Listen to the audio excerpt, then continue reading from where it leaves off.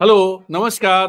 मैं हूं राजेंद्र तिवारी और आप देख रहे हैं अनब्रेकिंग। अनब्रेकिंग के इस वीडियो में आपका स्वागत है। 24 तारीख को इंडियन एक्सप्रेस ने खबर छापी थी कि एनसीईआरटी की 8वीं की पाठ्यपुस्तक में जो जैसा होता है ना कि भाई आप सिविक्स की किताब होती है, सामाजिक विज्ञान की जो किताबें चलती हैं, बच्चों को पढ़ाया जाता है कि हमारा देश कैसे चलता है, समाज कैसे चलता है, सरकार कैसे चलती है, स्टेट कैसे चलता है, राज्य कैसे चलता है।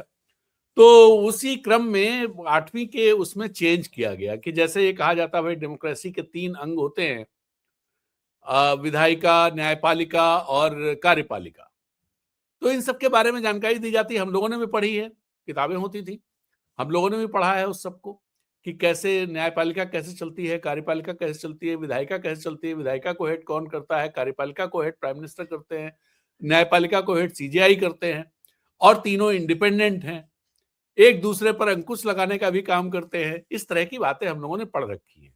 तो एक फंक्शनिंग के बारे में बच्चों को जानकारी दी जाती है। कक्षा 8 के बच्चे यानी 13-14 साल के बच्चे, 12-13-14, यही ये हुआ। इस तरह के बच्चे, किशोर वय के बच्चे थोड़ा-थोड़ा समझना शुरू करते हैं, जिनका दिमाग बहुत कोमल होता है और उस समय जो चीजें उस दिमाग पर दर्ज करा दी जाती हैं, वो बहुत दिनों तक उनका इम्पैक्ट बना रहता है।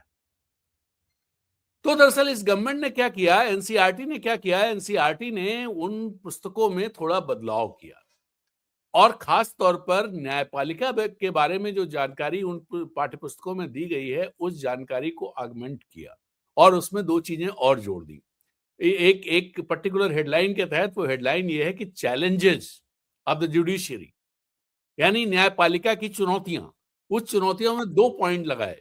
पहले ये चीज नहीं हुआ करती थी, बताया जाता था न्यायपालिका कैसे काम करती है, उससे क्या एक्सपेक्ट किया जाता है, उसका रोल क्या है, ये सारी चीजें, और नियुक्तियां कैसे होती हैं, जजेस की नियुक्तियां कैसे, ये सारी चीजें बताई जाती थी।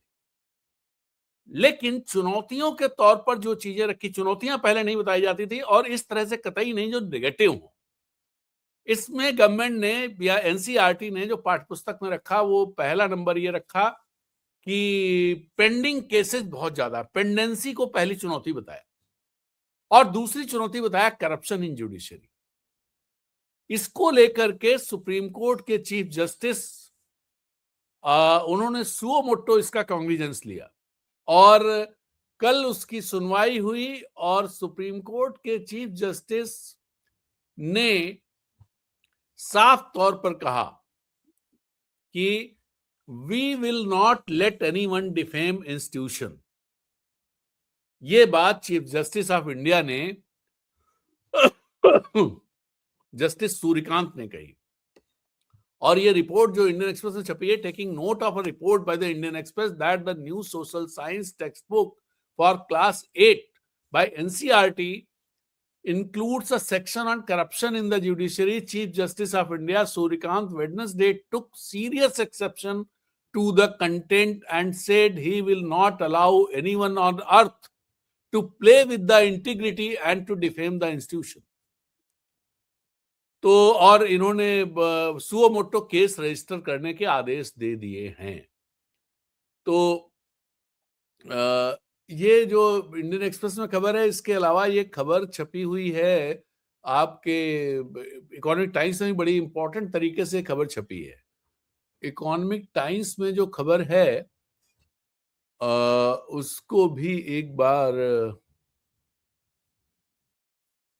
इकोनॉमिक टाइम्स में जो खबर है वो है,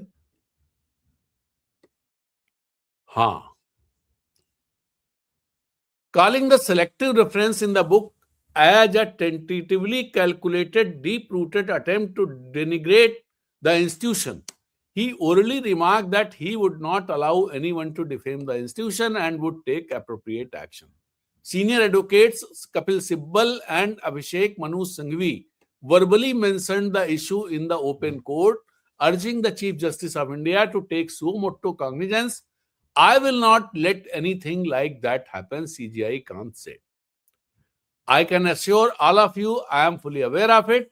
When Sibbal said that he hoped the top court would take suo motu cognizance of the matter, जब सिब्बल ने ये कहा कि उनको उम्मीद है कि सुप्रीम कोर्ट इस मामले का सुओ मोटो संज्ञान लेगा, स्वतः संज्ञान लेगा।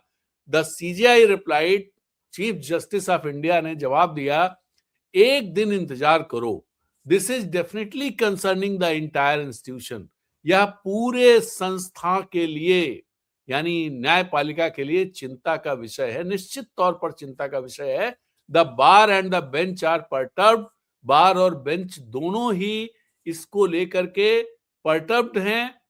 Every stakeholder in the system is really perturbed. हर स्टेक होल्डर, न्यायपालिका के सिस्टम का हर स्टेक होल्डर इसको लेकर के चिंतित है और विचलित है। I am receiving a lot of calls and messages. मुझे लगातार बहुत सारी कॉल्स आ रही हैं, बहुत सारे संदेश आ रहे हैं। दे आर जजेज of high courts who are perturbed. High court के जजेज हैं जो पर्टर्ब्ड हैं। Since you have mentioned, I am informing you, चूंकि तो आपने इसका जिक्र किया है इसलिए मैं आपको सूचित कर रहा हूं। I have already passed an order and I am taking the matter suo motu. मैं पहले से ही एक ऑर्डर पास कर चुका हूं और इस मैटर को, इस मामलों को स्वतः टेकअप कर रहा हूं। सीजेआई कांत ने यह भी कहा कि I will not allow anyone on earth, इस धरती पर किसी को मैं ये अनुमति नहीं दूंगा कि वो हमारे इंस्टीट्यूशन की इंटीग्रिटी को टेंट कर सके, उस पर दाग लगा सके और इंस्टीट्यूशन को बदनाम कर सके। At any cost I will not permit it, किसी भी कीमत पर मैं इसकी अनुमति नहीं देने वाला हूं। Whosoever high it may be, कितना भी उच्च पद पर बैठा हुआ व्यक्ति हो, the law will take its course. कानून अपना काम करेगा। I know how to deal with it, मैं जानता हूं कि ऐसी चीजों से किस तरह निपटा जाए। तो अब इसको लेकर के दरअसल जो चीजें चली उसमें दो तरह की राय। एक तो ये हुआ कि भाई बात तो सही है, न्यायपालिका में करप्शन है, तो ये बात कही गई तो इसमें गड़बड़ क्या है, लोगों को पता होना चाहिए, चिंता का विषय है, ये चैलेंज है न्यायपालिका का। और दूसरा जो चीफ जस्टिस ऑफ इंडिया जो बात कर रहे हैं, कपिल सिब्बल ने जो बात की कि भाई चिंता का विषय है कि इस तरह की बातें पाठ्य पुस्तकों में आ रही हैं, तो ये ठीक नहीं है। और पूरा न्यायपालिका से जुड़े जितने भी स्टेक होल्डर्स न्यायपालिका के हैं, दे आर पर्टर्ब्ड। दरअसल इसको आप में भी बहुत सारे लोगों को ये लगता होगा कि भाई जब जुडिशरी में करप्शन है, एवरीबडी नोज इट, तो फिर इसमें क्या दिक्कत है अगर पाठ्यपुस्तक में ये आ गया तो। दरअसल यहीं पर दिक्कत है। दिक्कत ये है कि गवर्नमेंट एंड जो अकाउंटेबल लोग हैं, जिनकी जिम्मेदारी है कि अगर ऐसी कोई चैलेंजेज है, ऐसी कोई चीजें हैं, तो उनको कैसे ठीक किया जाए, कैसे करप्शन खत्म किया जाए जुडिशरी में, और जो पूरा अपना जुडिशियल सिस्टम है, जो न्याय का जो संस्थाएं हैं, उनसे करप्शन कैसे वीन आउट किया जाए, कैसे खत्म किया जाए।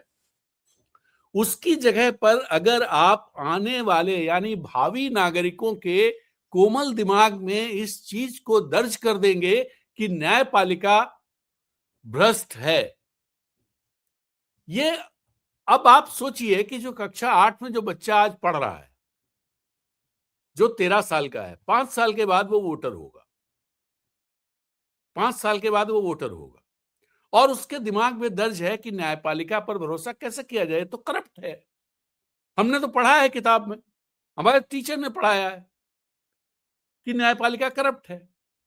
तो एक तरह से जो संस्थाएं, मतलब आज के समय में आप जैसे अगर देखेंगे तो जो इंडिपेंडेंट संस्थाएं हैं, जो जिनको सीधे संविधान से ताकत मिलती है, उन सभी लगभग सभी संस्थाओं को टेम करने की कोशिशें लगातार दिखाई देती हैं, whether it be election commission of India और एनी अदर इंस्टीट्यूशन। तो ऐसे में न्यायपालिका एक ऐसा इंस्टीट्यूशन है जिस इंस्टीट्यूशन पर, और आप एग्जाम्पल के तौर पे आप विधायिका को देखिए, किस तरह से लोकसभा और राज्यसभा रन की जाती है। तो और ब्यूरोक्रेसी में तो देख ही लीजिए क्या चल रहा है, क्या कहानी है। तो ऐसे में न्यायपालिका एक बचा हुआ है, एक ऐसा उम्मीद की किरण के तौर पर लोगों को फिर भी लगता है कुछ भी हो, लेकिन न्याय तो सुप्रीम कोर्ट से मिल जाएगा। इस उम्मीद को भी खत्म करने की न्याय उम्मीद नहीं मिलेगा, क्योंकि वहां भ्रष्टाचार है, ये बचपन में बच्चों के दिमाग में इसे दर्ज कराने की कोशिश इस सरकार की, ये चिंताजनक बात है। सरकार को करना ये चाहिए कि इसे दूर करने के लिए जो भी इंटरेक्शन का तरीका हो, न्यायपालिका के साथ अपनी चिंता से अवगत कराएँ, सीजेआई को, कॉलेजियम को, या जो भी, और उनका तरीका तो बहुत सारा कि जो न्याय विभाग है, वो इंटरैक्ट करता रहता है, कानून मंत्री इंटरैक्ट करते रहते हैं। इसके अलावा सॉलिसिटर जनरल और इस तरह के जो बहुत सारे जो ब्रिज का काम करते हैं न्यायपालिका और गवर्नमेंट के बीच में, उन सब का इस्तेमाल किया जा सकता है। लेकिन ये सब करने की जगह आप सीधे तौर पर इसका मतलब क्या है? इसका मतलब ये है कि गवर्नमेंट यानी प्राइम मिनिस्टर मोदी, क्योंकि इस समय गवर्नमेंट का मतलब prime minister Modi, there is no cabinet, कोई मतलब ही नहीं है किसी का। Only one man and assisted by Amit Shah. तो टू मैन कह लीजिए, दो लोग, two man, prime minister Modi and Amit Shah. वो जो चाहेंगे, जो जो वो चाहते अगर है कि बच्चों को ये पढ़ा दिया जाए, क्योंकि इससे वो एक होप भी खत्म हो जाएगी, और जो एक थोड़ा गुंजाइश रहती, क्योंकि ऐसे इंस्टीट्यूशन से ये खतरा बना रहता है, कब कौन ऐसा व्यक्ति आ जाए जिसका जमीर जागृत हो जाए, जिसकी अंतरात्मा जग जाए, और वो कुछ ऐसी बातें कह दे, सच्चाई बोल दे, सच्चाई पर आधारित फैसले कर दे, तथ्य आधारित फैसले कर दे, या बिल्कुल संविधान में जो कहा गया है उसको लेकर के उस पर स्टिक कर जाए, तो गवर्नमेंट के लिए प्रॉब्लम हो सकती है।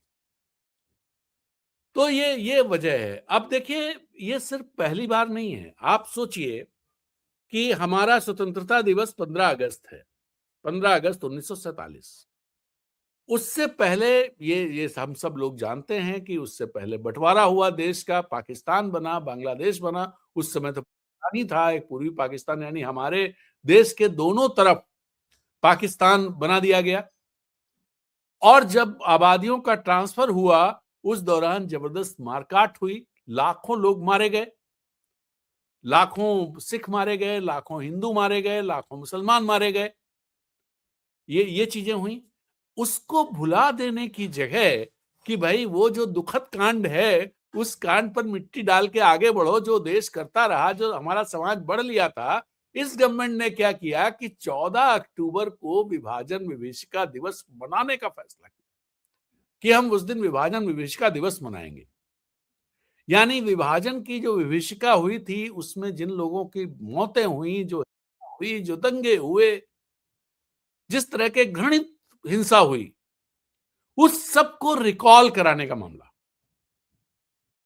ये क्यों होना? ये चाहिए कि भाई अब जो हो गया हो गया, बीती ताहे विसार दे, आगे की सुध ले। ये अपने यहां तो इस तरह की ढेर सारी कहावतें मिलेंगी, और कहावतें वही बनती हैं जो हमारा जीवन जीने का तरीका होता है, वही कहावतों के रूप में सामने आता है। तो ये कहावतें हमेशा आपको सुनने को मिलेगी, बीती ताहे विसार दे, आगे की सुध ले। इंग्लिश में है लेट बायगॉन्स बी बायगॉन्स। और हर भाषा में, हर समाज में इस तरह की चीजें आपको मिलेंगी, अपने यहां भी। लेकिन इस गवर्नमेंट ने कि उन घावों को कुरेदना चाहिए जिससे लोगों को दर्द हो, लोग रिकॉल करें और पुरानी दुश्मनी जगे। ये कोशिश लगातार चली। और दूसरी बात, आप और चीज देखिए, ये कहते हैं कि साहब 1965 में जो पाकिस्तान से हुआ, 71 में जो हुआ, 17 वाला फिर भी थोड़ा पढ़ाया जाता है, और भी जो इसके 62 का वार, ये सब लड़ाइयां क्यों नहीं पढ़ाई जाती? ये लड़ाइयां जो अभी हाल के दिनों में हुई हैं, इसलिए नहीं पढ़ाई जाती हैं कि जब बच्चा बड़ा होगा, कोई भी सेन समाज, सेन गवर्नमेंट, सेन स्टेट अपने बच्चों पर हिंसा और इस तरह की चीजें उनके दिमाग में भरने के काम नहीं करेगा कि बचपन में ही उनके दिमाग में हिंसा भर दो, घृणा भर दो। दरअसल ये सारी चीजें छिपी तो हैं नहीं। जब आप आगे बढ़ेंगे, सोचने समझने वाले होंगे, मैच्योर माइंड होगा, एट दैट टाइम आप सब चीजों को जानिए, तो वो असर नहीं होगा जो कक्षा 8 में, कक्षा 7 में, कक्षा 9 में जो असर आपके दिमाग पर ये चीजें डालेंगी। दरअसल हम हिंसा आधारित समाज नहीं बनाना चाहते थे, या इससे पहले की सरकारें, हमारे जो लीडर्स थे, वो ऐसा समाज नहीं चाहते। जैसे पाकिस्तान में ये सब चीजें, घृणा वाली चीजें पढ़ाई जाती, हमारे यहां नहीं पढ़ाई जाती। हमारे यहाँ इस पे छोड़ दिया जाता है कि जब बच्चा बड़ा होगा तो वो अपना समझ लेगा, और कोई चीज, सब ढेर सारी किताबें अवेलेबल है, कोई यहाँ बैन शैन तो लगता नहीं था, तो अपना पढ़ ले, समझ ले।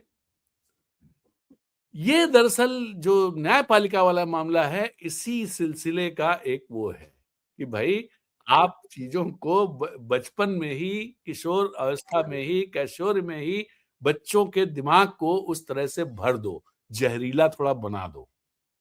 आने वाले दिनों में वो आपके लिए आपके सपोर्ट का काम करें, आपके लिए ईंधन का काम करें, आपकी जो आग है उसे जलाते रखने में, जलाए रखने में मददगार साबित हो। ये मामला है पूरा।